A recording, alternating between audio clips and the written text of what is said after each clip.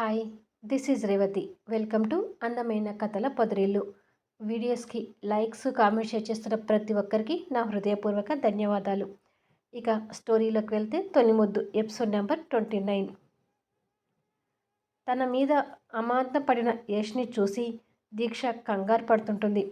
మందు మత్తులో అదేమి పట్ని యష్ దీక్ష కలను తీక్షణంగా చూస్తూ, నీ కళ్ళు కూడా నా కళ్ళు లాగానే ప్రేమ కోసం పరితపించిపోతున్నాయి అంటాడు. ఏంటి యష్ ఇలా ప్రవర్తిస్తున్నావు? నా మీద నుంచి లే అంటుంది.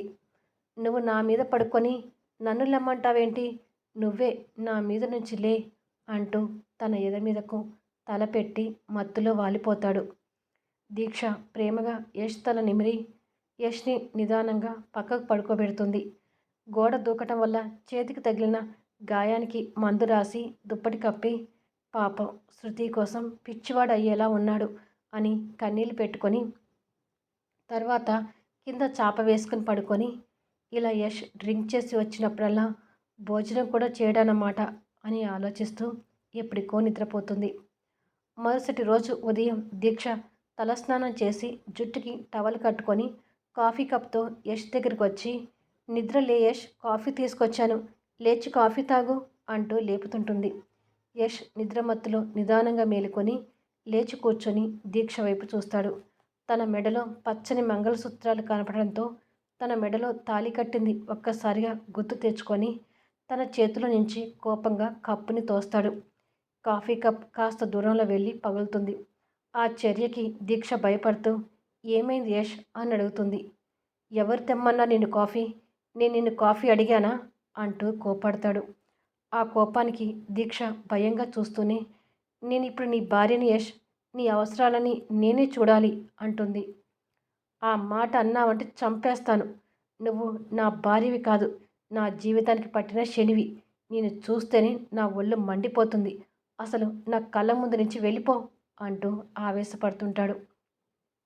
యష్ మాటలకు దీక్ష బాధపడుతూనే, సరే యష్, వెళ్తానులే, నువ్వు కోపగించుకోకు, నిదానంగా ఉండు అని చెప్పి పగిలిపోయిన కప్పు ముక్కలు తీసుకొని అక్కడి నుంచి వెళ్ళిపోతుంది. తను వెళ్ళగానే తనతో జరిగిన వివాహం అంతా గుర్తు తెచ్చుకొని కన్నీళ్ళు పెడుతుంటాడు.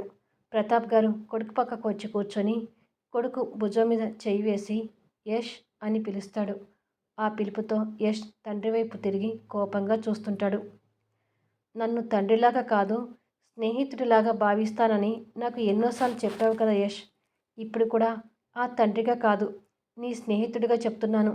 దీక్ష చాలా మంచి అమ్మాయిరా. నువ్వు శృతిని ఎంతగా ప్రేమిస్తున్నావో దీక్ష కూడా నిన్ను అంతకంటే ఎక్కువగా ప్రేమిస్తుందని చెప్పడానికి దీక్ష నిన్ను పెళ్లి చేసుకోవడం పెద్ద సాక్ష్యం. నిన్ను మనసులో పెట్టుకొని పూజిస్తున్న దీక్ష నీ స్థానం మరొకరికి ఇవ్వడం ఇష్టం లేక జీవితాంతం పెళ్లి చేసుకోకుండా ఒంటరిగా ఉండిపోవాలని నిర్ణయించుకుంది. ఒక మగాడికి ఇంతగా ప్రేమించే అమ్మాయి భార్యగా రావటం ఓ రకంగా నీ అదృష్టం యష్. శృతి వేసిన పెయింటింగ్ చూసి నువ్వు తనని ఇష్టపడ్డావు, కానీ ఆ శృతి వేసిన పెయింటింగ్ కన్నా దీక్ష నీ కోసం తన జీవితాన్ని దారపోయాలనుకున్న ఆలోచన ఇంకా గొప్పదని నువ్వు ఆలోచిస్తే నీకే తెలుస్తుంది అంటాడు. ఏంటి నాన్న, ఎలా చేసైనా నా మనసు మార్చాలని చూస్తున్నారా అని అడుగుతాడు యష్ కన్నీళ్ళు పెట్టుకుంటూ. నీ మనసు మార్చాలని ప్రయత్నించడంలో తప్పు లేదు కదా యష్, కానీ ఇది నీ మనసు మార్చడానికి మాత్రమే కాదు, దీక్ష గురించి ఉన్న విషయం నీకు తెలియాలని చెప్తున్నాను అని అంటాడు ప్రతాప్ గారు బాధగా చూస్తూ. మీరు ఎన్ని విధాలుగా నచ్చ చెప్పి నా మనసు మార్చాలని చూసినా ఓడిపోతారు నాన్న. నా జీవితం అంతా శృతి జ్ఞాపకాలతోనే గడుస్తుంది తప్ప ఆ దీక్షని నా మనసులోకి తెచ్చుకోలేను. అసలు దీక్ష నన్ను పెళ్లి చేసుకోవడంతోనే ఇంతకుముందు తన మీద ఉన్న ఆ గౌరవం కాస్త కూడా ఇప్పుడు లేకుండా పోయింది. తన స్నేహితురాల స్థానంలో నా జీవితంలోకి రావాలని దీక్ష ఆలోచించిందంటే తన స్వార్థం ఏమిటో అక్కడే అర్థమవుతుంది. ఐ హేట్ హర్ అని అంటాడు కోపంగా. పొరపడుతున్న యష్, దీక్ష తనకు తానుగా నీ జీవితంలోకి రాలేదు. నేను వెళ్ళి దీక్షను బతిమలాడితే నిన్ను పెళ్లి చేసుకోవడానికి ఒప్పుకుంది. నిన్ను పెళ్లి చేసుకోవాలని అనుకున్న విషయంలో దీక్షది ఎలాంటి స్వార్థం లేదు. పాల రంగు లాంటి స్వచ్ఛమైన మనస్తత్వం ఉన్న ఆ అమ్మాయిని బాధ పెట్టడం మంచిది కాదు. పోయిన వాళ్ళతో మనము పోలేం కాబట్టి ఎంత త్వరగా నువ్వు శృతిని మర్చిపోయి దీక్షతో కలిస్తే నీ జీవితం అంత బావుంటుంది అని చెప్పి భుజం తట్టి వెళ్ళబోతూ మళ్ళీ వెనక్కి తిరిగి అన్నట్టు యష్, మరొక విషయం, నువ్వు ఇప్పుడు ఒంటరివాడివి కాదు, నీకు భార్య ఉంది. ఉన్న ఉద్యోగాన్ని పోగొట్టుకొని కూర్చున్నావు. నువ్వు బతుకుతూ నీ భార్యని పోషించుకోవడం కోసం మళ్ళీ నువ్వు ఉద్యోగం వెతుక్కోవాలి అనే విషయాన్ని మర్చిపోకు.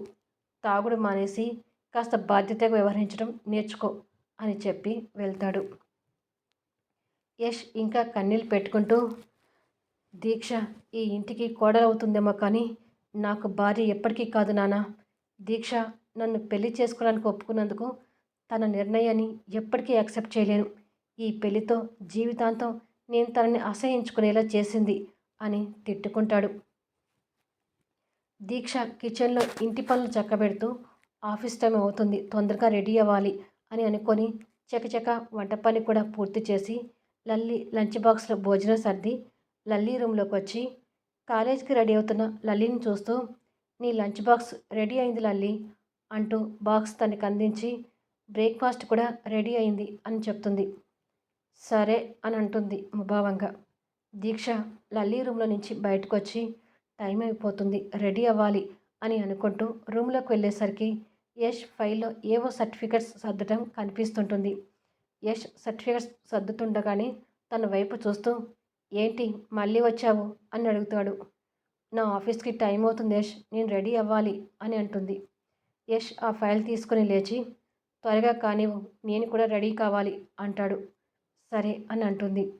యష్ ఆ ఫైల్ తీసుకొని బయటకు వస్తూ, తనకు ఉద్యోగం ఉండి నాకు ఉద్యోగం లేకపోతే అందరికీ లోకు అయిపోతాను, అర్జెంటుగా ఏదో ఒక ఉద్యోగం చూసుకోవాలి అనుకుంటూ హాల్లోకి వచ్చి కూర్చొని, కానీ ఒకరి కింద పని చేయాలంటే నరకంగా అనిపిస్తుంది, మర్యాద లేని చోట ఉద్యోగం చేయలేను అని అనుకుంటూ ఉండగా దీక్ష రెడీ అయ్యి బయటకు వస్తుంది. అప్పుడే లల్లి కూడా బయటకు వస్తుంది. యష్ చెల్లెల వైపు చూస్తూ, లల్లి, ఇంతకుముందు శృతి నీ రూమ్లో ఉన్నట్టే ఈవిడ గారు కూడా నీ రూమ్లోనే ఉంటుంది అని అంటాడు దీక్షని ఉద్దేశించి. నా రూమ్ ఇవ్వను అన్నయ్య, ఎవరికి పడితే వాళ్ళకి నా రూమ్ ఇవ్వడానికి నా రూమ్ ఏమైనా సత్రమా అని అంటుంది లల్లి దీక్ష వైపు కోపంగా చూస్తూ. వాళ్ళ మాటలకు దీక్ష ఏమి మాట్లాడకుండా తలదించుకుంటుంది. సత్రమే అనుకుంటావా ఏమనుకుంటావో నీ ఇష్టం, తను నా రూమ్లో ఉండటానికి వీల్లేదు అని యష్ అంటుండగానే, నీ పెళ్ళాం నీ రూమ్లో ఉండకుండా ఇంకెక్కడ ఉంటుందిరా అంటూ ప్రతాప్ గారు బయట నుంచి అక్కడికి వస్తారు. ఏంటి నాన్న మీరు, నా రూమ్లో ఇంకొకరు ఉంటే ఇబ్బందిగా ఉంటుంది అని అంటాడు యష్.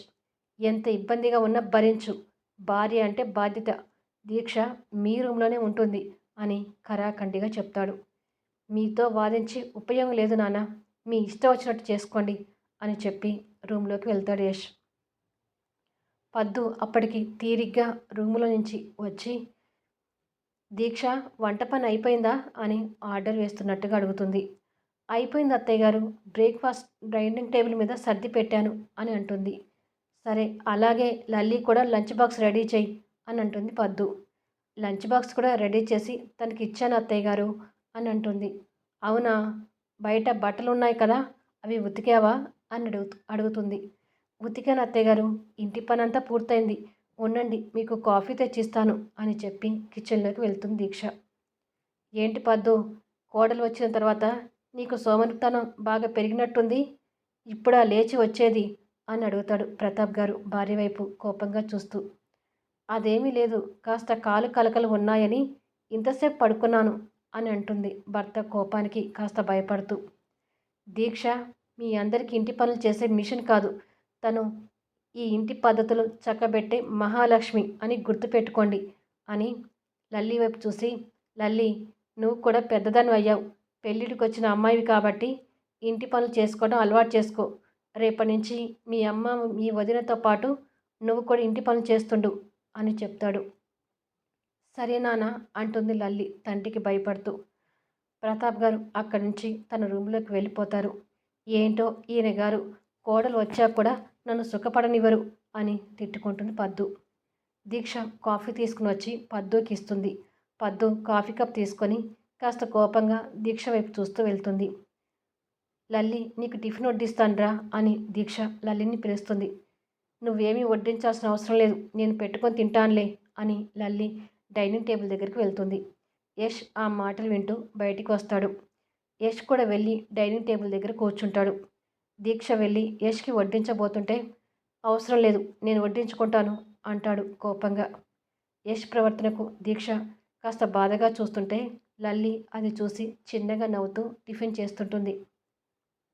అంతలో ప్రతాప్ గారు అక్కడికి వచ్చి, నీ ఆఫీస్కి టైం అవుతుంది కదమ్మా, నువ్వు కూడా టిఫిన్ చేయి అని అంటాడు. అవును మావయ్య గారు, చేస్తాను అంటూ యష్ పక్కనున్న చైర్లో కూర్చోబోతుంటుంది. వెంటనే యష్ లేచి నిలబడి వెళ్ళబోతుంటే, టిఫిన్ చేయకుండా వెళ్తున్నావేంటి యష్ అని అడుగుతుంది దీక్ష. నా పక్కన నువ్వు కూర్చుంటే ఎలా తింటాననుకున్నావు అని అడుగుతాడు కోప్పడుతూ. అదేంట్రా, భార్య పక్కన కూర్చొని తినడానికి ఏమవుతుంది అని అడుగుతారు ప్రతాప్ గారు. ఊరిక తనని పట్టుకొని భార్య భార్య అని అనకండి నాన్న, వినడానికి నాకు కంపరంగా ఉంది అని అంటాడు కోపంగా. మీరు ఆగండి మావయ్య గారు అని దీక్ష ప్రతాప్ గారిని మాట్లాడొద్దని చెప్పి, నేను కూర్చోనిలే యష్, నువ్వు కానివ్వు అని పక్కకు జరుగుతుంది. దాంతో యష్ మళ్ళీ కూర్చొని టిఫిన్ చేస్తుంటాడు. ప్రతాప్ గారు కొడుకు ప్రవర్తనకు కోపంగా అక్కడి నుంచి వెళ్ళిపోతాడు. దీక్షను చూసి లల్లి మళ్ళీ నవ్వుతుంటుంది. లల్లి అలా నవ్వుతుంటే దీక్షకి అది అవమానంగా అనిపిస్తుంటుంది.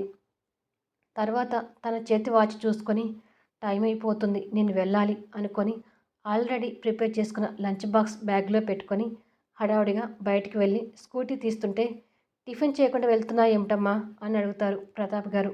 టైం లేదు మామయ్య గారు, త్వరగా వెళ్ళాలి అని చెప్పి స్కూటీ తీసుకొని వెళ్ళిపోతుంది. తను అలా వెళ్ళిపోగానే యష్ సర్టిఫికెట్స్ ఫైల్తో, లల్లి కాలేజ్ బ్యాగుతో బయటకు వస్తారు. యష్ తండ్రి వైపు కోపంగా చూస్తూనే బండి మీద లల్లీని ఎక్కించుకొని వెళ్తాడు. కొద్దిసేపటికి యష్ లల్లి కాలేజ్ దగ్గర డ్రాప్ చేస్తాడు. లల్లి బ్యాగ్ తీసుకొని లోపలికి వెళ్ళబోతుండగా, నీతో మాట్లాడాలి, కాసేపు ఉండు లల్లి అని అంటాడు. ఏంటన్నయ్య అని అడుగుతుంది. దీక్షతో మర్యాద లేకుండా మాట్లాడుతున్నావేంటి అని అడుగుతాడు కోపంగా చూస్తూ. యష్ అలా అడుగుతాడని ఊహించని లల్లి కంగారు పడుతూ, అంటే అన్నయ్య, తనంటే నీకు ఇష్టం లేదు కదా అని అడుగుతుంది. నాకు ఇష్టం లేకపోతే తనతో నీకు నీ ఇష్టం వచ్చినట్టుగా మాట్లాడతావా అని అడుగుతాడు అదే కోపాన్ని చూపిస్తూ. దీక్షకి అలా సపోర్ట్గా మాట్లాడతాడని ఊహించని లల్లి యష్ని చూసి భయపడుతుంటుంది. దీక్ష మన ఇంటికి రాకముందే తను నాకు స్నేహితురాలు, ఆ విషయాన్ని మర్చిపోకు లల్లి. దీక్ష నన్ను పెళ్లి చేసుకుని నా దగ్గర స్నేహం అనే విలువ పోగొట్టుకుని ఉండొచ్చు, అలా అని చెప్పి నువ్వు దీక్షతో అమర్యాదగా మాట్లాడితే ఊరుకోను. శృతికి ఎలా రెస్పెక్ట్ ఇచ్చేదానివో దీక్ష కూడా అలాగే రెస్పెక్ట్ ఇస్తూ మాట్లాడు అంటాడు. లల్లి ఆశ్చర్యంగా చూస్తుంటే, నేను చెప్పింది అర్థమైందా అని అడుగుతాడు కాస్త గట్టిగా. అర్థమైంది అన్నట్టుగా లల్లి తల ఊపుతుంది. ఇక వెళ్ళు అని అంటాడు. లల్లి అక్కడి నుంచి వెళ్ళిపోతుంది.